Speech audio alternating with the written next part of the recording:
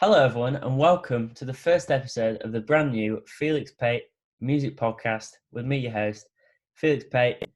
Each week, I'll be getting on a new guest to discuss their three favourite musical artists, their musical influences, and why they love that music so much. I'm delighted to say for our first episode today, we are joined by a good friend of mine, Georgia Skinner. How are you doing, Georgia? I'm okay, thank you. How are you, Felix? I'm coping.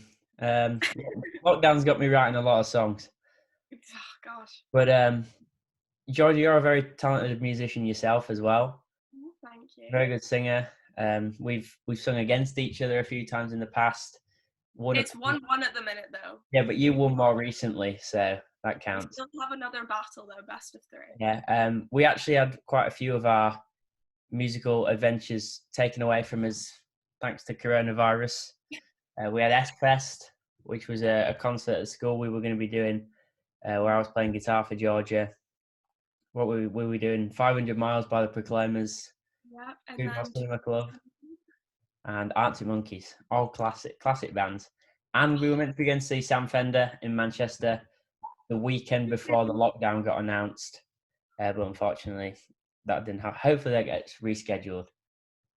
Hopefully. But we're here to talk about your three favourite musical artists. Now, you are a proud Scot, or I think I can say you're a proud Scot. Yeah, you can. And Scotland's actually got quite a rich musical heritage in the last few years.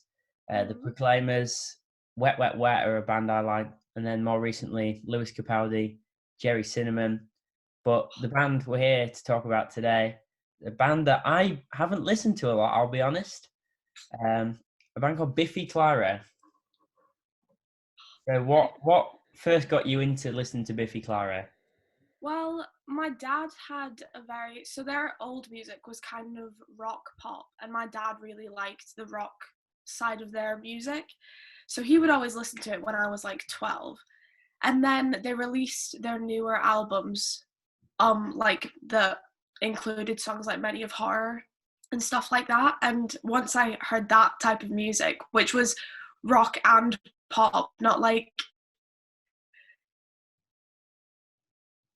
they shout in their music, but they don't make it like screamo. It's just really in depth, and I love the music and what they try to put across in it. So I started listening to them from a really young age, and then since then I've just kept up to date with all of their music. Yeah, because my impression of Biffy from when I was growing up, my dad works in the music industry and he's done a couple of gigs with them, was that they were this really heavy rock band. And I didn't realise that their later stuff had kind of got this more poppy, more sensitive side to them. Yeah, I think it's because mainly they wanted to like adhere to their newer audiences, because obviously not a lot of younger generations nowadays want to sit and listen to hardcore rock. So they kind of made it a bit more poppy, but they kept their style of singing and their style of music. They just made it more easier to listen to for the younger generation. I think probably the word. Yeah. I mean, I don't know the drummer and the bass player, but I know Simon Neil as a guitarist, coming from a guitarist point of view, watching a few videos of looking at his gear and things on YouTube, he uses a lot of strange tunings. He doesn't have his guitar, like this guitar here that I've got is tuned as every other guitar would be, but I know Simon tunes his guitar in loads of different ways, using lots of different types of strings, and I think that from listening to them in preparation for this podcast, that really helps the music stand out for me. 100%. Especially when, like, the lead vocalist, when he's singing, as he can change notes, because sometimes he'll be singing a note that is so off pitch from like a vocal side of things. You can listen to it and tell that he's singing a note incorrectly, but because of the way that the guitar is tuned, it sounds perfect. Yeah. And it's just a really cool way to go at it, to completely mistune a guitar, but it's still to sound incredible. And I think this is a thing as well, listening to the vocal style, with a lot of Scottish artists, they're not afraid to sing in their natural accent.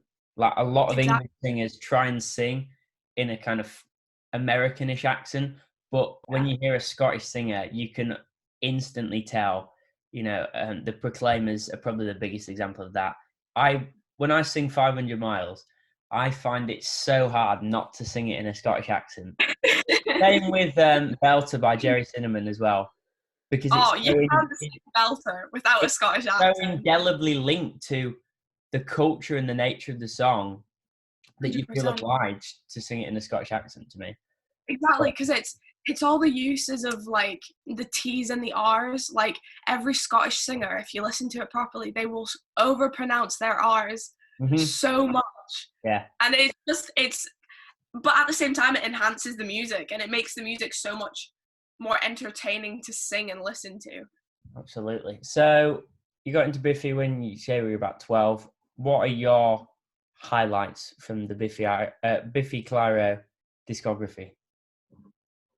Well, when I went to see him in 2015, late 2015, like I had never really been to a proper concert before, and everything I'd heard about it was like, oh, if you go to a concert in real life, it's not the same, like, it sounds awful. And I went to Biffy, and it was 10 times better than listening to the Who on songs. earth said that to you? Loads of people, like, Oh, wow. Felix, you would have a go at these people. Like, there are people that they'd listen to all these artists, but like, I guess I didn't want to believe it because I was so excited to go see Biffy, but then I was kind of ready to be disappointed. But then when I went, I was not disappointed at all. It was incredible because it just made me appreciate them so much more, because the way that they're able to connect with their audience. And I feel like that's something that a lot of musicians tend not to do. Like if they perform, like a lot of musicians definitely do, they connect with their audience, but they have like anthem songs. And I think that's a good thing to see throughout their growth, that they started as rock songs. Every now and then there was a good song that like would be able to like be chanted to at a concert, but now every one of their songs is a song that at a concert every person just wants to get up on stage with them and chant along with them. Absolutely. And I feel like that's something that's definitely helped them grow over the years. Oh, 100%. definitely. Because take Leeds and Reading festivals, they've played that more than most. And for years, they were playing on the lower stages. Then eventually, after about 8 years, they managed to graduate onto the main stage, and they were slowly working their way up. And then when they started writing, as you said, these more catchy poppy songs, they've headlined twice in the last 7 years. And I think that is a credit to them and their writing and their willingness to adapt their music to expand their audience. Yeah, I couldn't agree more. It's just the way that they've been able, the best way to put it is that the way they've been able to change with the times. So as their audience has changed with taste and age and everything, because when they first became a band, they kind of aimed their music to more, not like the elderly, but the older age range of like late 20s to people who want to just sit and listen to rock. And now they've winded it completely. My dad's 55 and he listens to Biffy's new stuff. Yeah. And I'm 18 and I listen to Biffy. The way that they've been able to like encapture such an like enormous age range with their music is it just shows how much that they've been able to grow throughout the years. So the two songs we're going to look at, the first one is Bubbles. Now, when I first listened to Bubbles, that is one of my favorite guitar intros. Now, if we play the stem that I managed to get.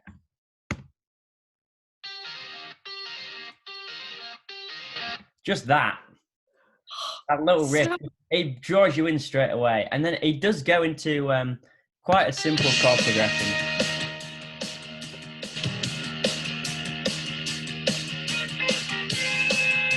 Well, how's your view of things today? Dark young to fade away. I mean, that, for any aspiring musicians out there, those are some really simple chords. If you've got a capo, put your cap on the 3rd fret, and it's just C to F. But the way the bass is just driving on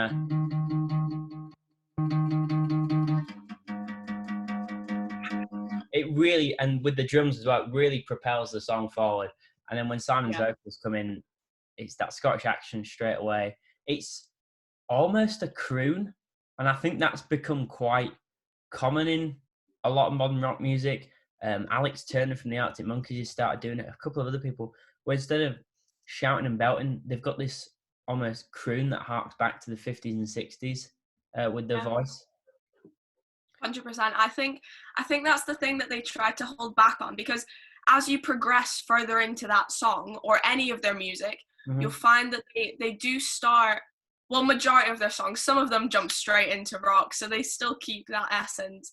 But like Bubbles, it starts really soft in a way. And then as it progresses and as the instrumentals progress, his voice progresses. And I think that's what makes it such a catchy, drawing in tune, because when it goes to the more rock side, he turns it into more of a chant. So it's easier for people to be involved in that part.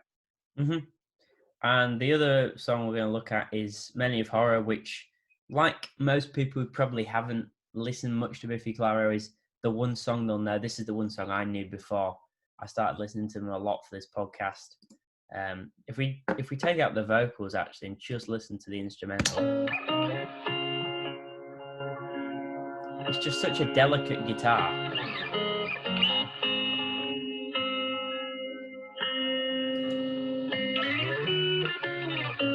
I trust you all the same. Again, the voice is just so beautiful on that. Is that the chorus?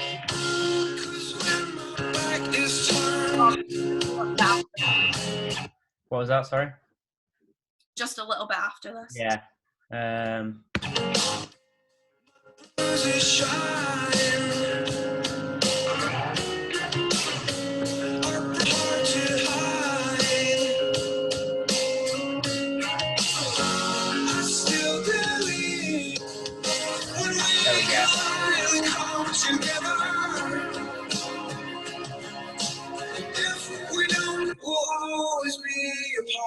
The vocal is so soft, but it's so passionate. You can just hear when you like the vocal there how passionate Simon is about his singing. Yeah, 100%. Because especially if you listen, like you just did there, if you take away the instrumental and just listen to the vocals, he still holds a really strong rasp as he's singing.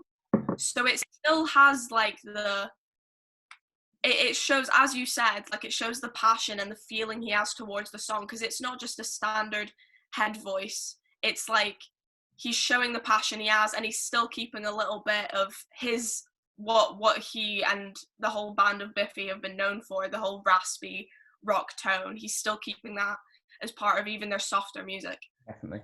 Okay, that's Biffy Clyro.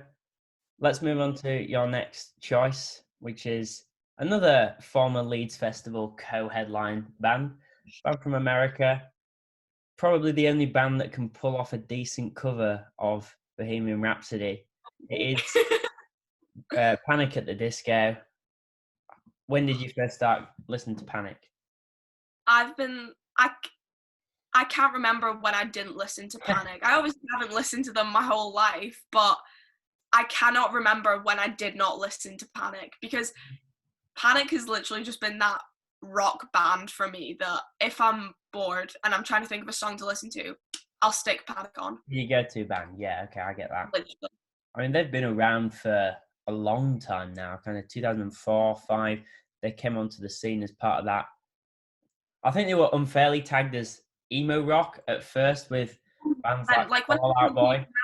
Yeah, exactly. When I tell people now that I listen to Panic, they assume that I'm an emo, and it's like, have you listened to their new music? It is the poppiest music you can listen to. But and then you've seen Panic live as well, haven't you? Was that? I bet that was a good experience, because Brendan was such a good frontman.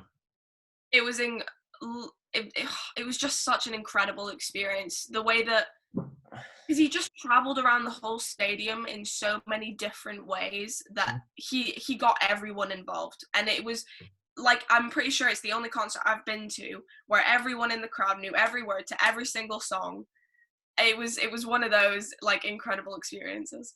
I mean, he is one of the great modern frontmen. He's kind 100%. Of a bit of Freddie Mercury reincarnated. He's so flamboyant. He's got an amazing voice. Mm-hmm.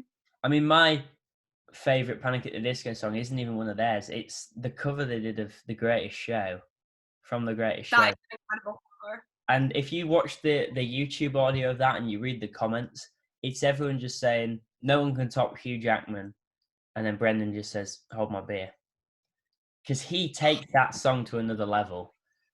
100%. It's the way that, from a vocal side again, it's the way that he can use his vocal cords to the fullest extent, because he can hit whistle tones, which is very difficult for some female singers to do, let alone a male singer. And the fact that he can, on command, when, like for instance, going to see him live, obviously a lot of artists like just change up the songs a bit when they're singing them, so like they'll add different riffs in and stuff like that, right, and improvise. And when he does that, he doesn't just do a little improvisation down here just casually. Like, he'll take it up in whistle tones, and it's just incredible. It's one of those artists that'll give you just full body shivers the whole time. Oh, absolutely. I mean, as someone whose range barely stretches to a full octave, I can appreciate a good vocal when it comes. But Panic, they were big in the mid-2000s, and then I guess they kind of went away.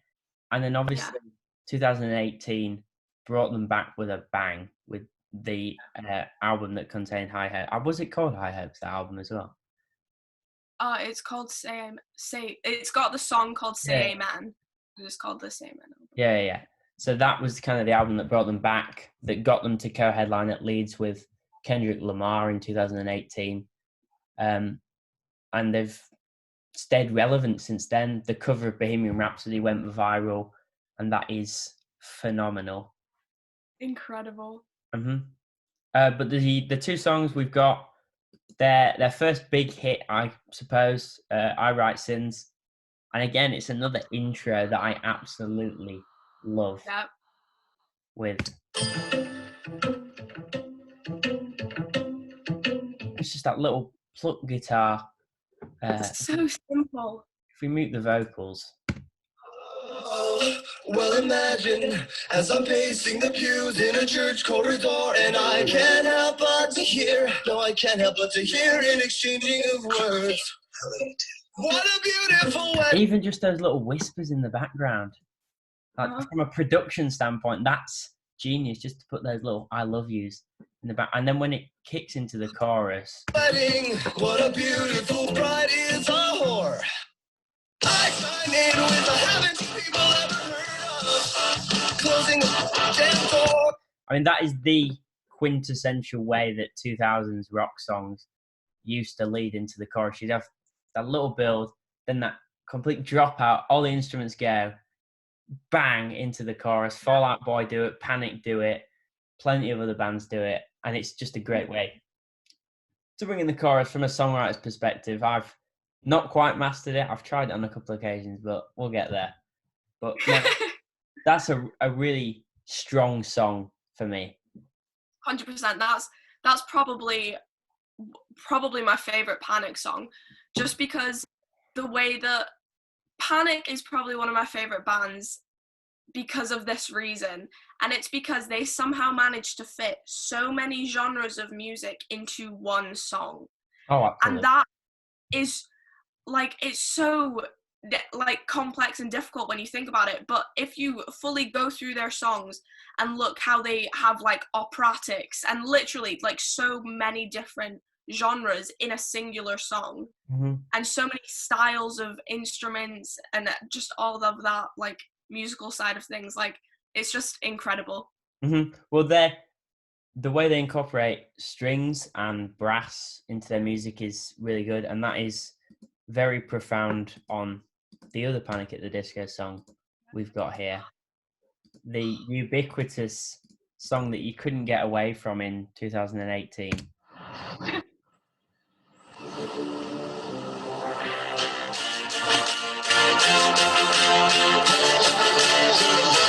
I mean, first of all, what a way to announce yourself back after kind of being lost in the crowd for a little while, and to come back with that, such a bold statement with that brass riff. If anyone wants to know the chords to that riff, it's probably my favourite chord progression. Whenever I see it in a song, it makes me happy because it's probably the most emotionally charged chord progression. So we've got a cap on the 3rd fret again. We're in the key of D, and it's G, D, B minor, A. And when you play it like they do,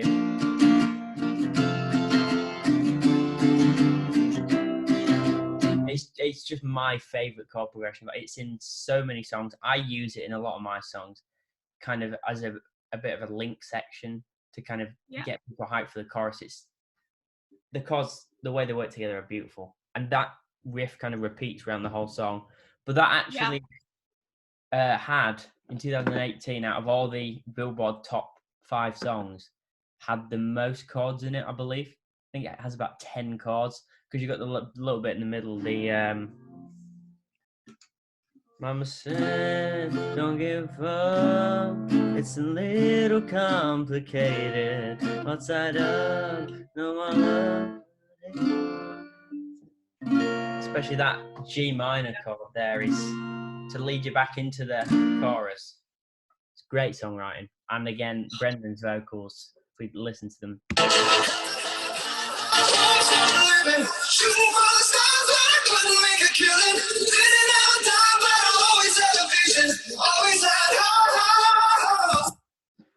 Oh, the effortless riff. The effortless riff.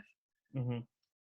He is one of the best modern vocalists. 100%. So let's move on to artist number 3. It used to be in quite a big band. They were pretty big around the world. Pretty big. Yorkshire lad as well, which is good. It is Mr. Harry Styles. Now, I assume you first got into Harry from listening to One Direction. Indeed, I did. Solo careers. I still love One Direction to this day, and I still hope they get back together. I think a lot of people, myself included, hope that happens. They were the best boy band since Take That, who were my favourite band of all time, but another time. But yeah, they were great. The way they were put together on the X Factor, it's always funny how the people who win never do as well as the people who don't on that show for me. Yeah, 100%. Like James Arthur disappeared off the face of the earth, but One Direction, they're all massive now. They were in the same year as Matt Cardle, and he's done nothing. The only real winners who've had success, James has had a bit of a success, Little Mix, but other than that, it's tended to be not the winners that have come out a bit well. Rylan, obviously not for his musical career, but for his media career, and Jedward. But yeah, I'd say Harry's probably had the most successful solo career out of them so far. Would you agree? Yeah, 100% out of all of them. They've all had great careers, but Harry is definitely the one, because I feel like he's the one that went out of the box the most after they split up. Mm-hmm. So I feel like that drew more attention to him, because he's the one that literally, they all kind of stepped out One Direction. Harry jumped out, like just he fully went the 9 miles. Yeah. I mean, him, Jack Whitehall and Lizzo at the Brits, when they were having that conversation at one of the tables, Harry was dressed in that Austin Powers suit. That was one of the best moments of TV this year. Yeah, actually. But yeah, I mean, he's kind of carried on the One Direction, I don't like to call it a formula, but he's had those big, rousing ballads that boy bands are known for. Yeah. We've also had some peppy songs, which we'll get to as well. I mean, the 2 songs we've got to look at, Sign of the Times, which was it his first kind of big song after leaving the band? Yeah, that was kind of his big break after the split, because then he came out with his album with like Only Angel and all of them. But Sign of the Times was kind of him just coming out and being like, I'm here to start my solo career. And then his new album has just got so much commercial and critical acclaim. It's sold well, it's been streamed loads, but it's got good reviews across the board. I mean, so many people in our year, when we've been doing that 4 albums no skip challenge and this spread its way through Instagram, so many people that I know put that on in their top 4 albums. I can't think of any of the people that I put or had seen, all of them had put Harry Styles. Yeah. Funnily enough, I didn't. Yeah, apart from you. Yeah, but no, it's a great album. I mean, let's listen to Sign of the Times first. It starts off with that lovely piano.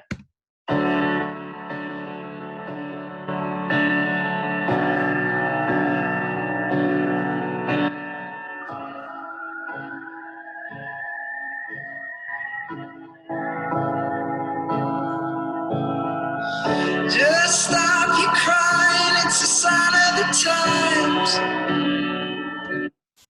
Again, his vocal.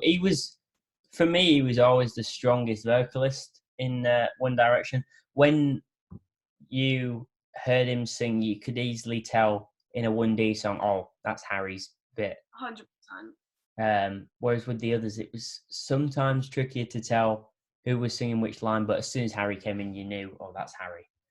Yep.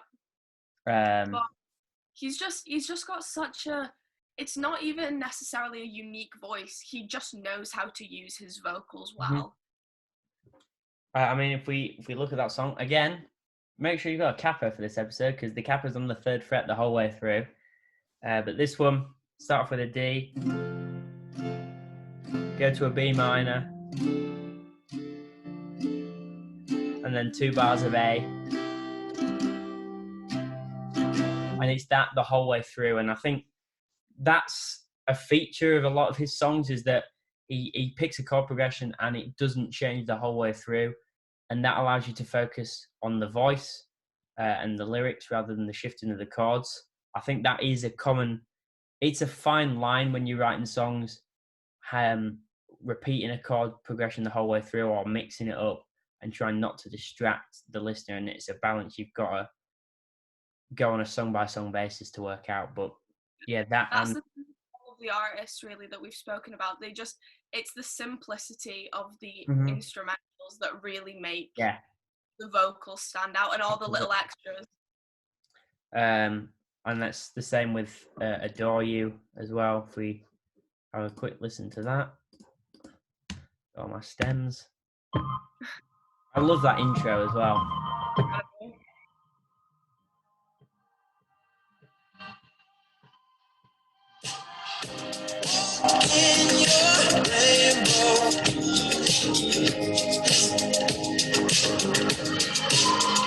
I just love the drums and the bass on that track as well.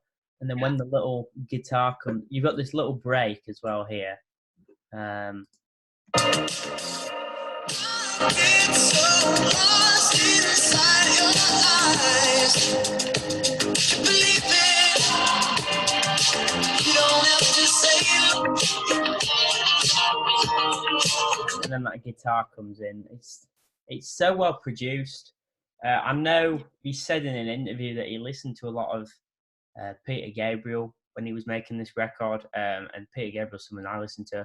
He was in Genesis, who were one of my favourite bands, but his 80s records were so well produced and the instrumentation was brilliant. And I can kind of hear the influence, maybe not in terms of the instrumentation that he actually used, but just in terms of wanting to have a really well-produced, solid pop album. Definitely shines through. If we look again, go on. Sorry, especially with that song, you can tell like very well. It's about the whole build up, especially at the beginning, because it kind of leads you into thinking it's going to sound like a song that it ends up not sounding like. Just the simple like heartbeat and the beat going, and then it just bang, walk in your rainbow paradise. Like it's just such a change up of what you think the song would be. A lovely guitar solo as well, if I can find that.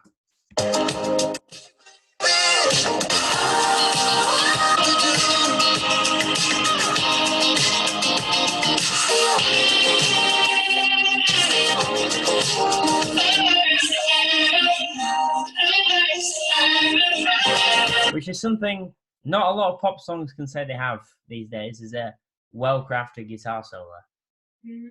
But if we look again, the chords stay the same the whole way through. Get that F on the 3rd fret again. You've got A minor, C, F major 7 to a G. And it's that the whole way. But it's the rhythm, again, same with Bubbles. It's the rhythm that drives it the whole way through. It's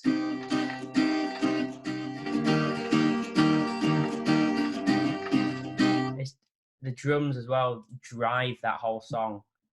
I think it's just a really well-produced song. It's one of my favourite songs, modern songs at the moment. I don't listen to a lot of modern chart music because a lot of it's rap and grime, and I'm into melody than beats. But that and Juice are two songs recently that I can't get out of my head.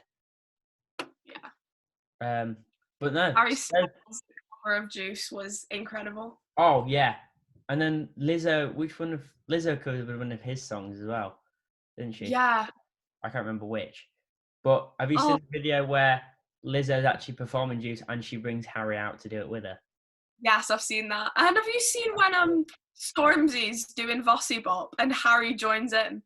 No, I haven't seen that. Harry knew every word to Vossi Bop, and it was like a brand new step up. Credit to Harry. So those are your top 3 musical artists.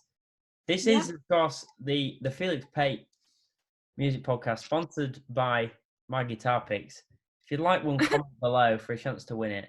But this is the unscripted part of the podcast. Let's get an honest take here from Georgia. FP Music, how's it rate for you as a guest? I'm not gonna lie, Rebel Without a Cause will always be one of my favourite songs. Oh, you're too kind. I'm sorry, when I go to uni and I meet all my new friends, you can bet that I'm putting that on at pre's and they're learning every word to that. I hope so. How old is Rebel now? 3 years? It is two and a bit. I wrote it just before my 16th birthday, so kind of late October, early November 2017. Yeah. And then I got a keyboard with my birthday money, like a proper professional keyboard, for my 17th with my birthday money. And I recorded it the day after. So I recorded it on the 14th of November 2017. And then I put it out. And I've put out probably 10, 12 different versions of it, each time trying to tweak it, make it better. And then obviously there's the official version out now on Spotify. Yeah. I'll put a link to my Spotify in the description so you can go have a listen. But yeah, for a first song, I kind of set myself up to fail with it because it's such an I'm not even gonna lie, it is such an incredible song, because you can even say everyone in our year knew every word to that song, and whenever it came on, we all sang along to it. That must be such an amazing feeling. But it's been a bit of a cursed challenge because it's kind of just overshadowed everything I've put out since, and everyone's like, well, it's not Rebel, but as long as everyone keeps singing Rebel, I'm not going to mind. In terms of what's going on in the FP music world, I've got a new song. I've been mixing it this morning. I'll finish mixing it this afternoon, and that will be submitted to streaming stores. It's called When the Beat Drops. So get ready for that to come out in the next couple of days. It's kind of, I wanted to write a song that I could play at parties, but there wasn't an electronic song. So it's an acoustic party song. I've put out 3 songs during this lockdown. So if you'd like to go listen to those, again, the link will be in the description. And all it remains for me to say, Georgia, thank you so much for appearing on this first episode of the podcast. It's been a pleasure as always. Thank you. And who knows, in the future, you may be back on when you're at Lipper next year and I'm in Liverpool. We might have to film a recap episode. Yes. Thanks for watching, everyone. Don't forget to like, comment, and subscribe. And I'll see you with our next episode, which is definitely going to be more classic rock orientated with my guest next week. Until then, thank you for watching. See you soon.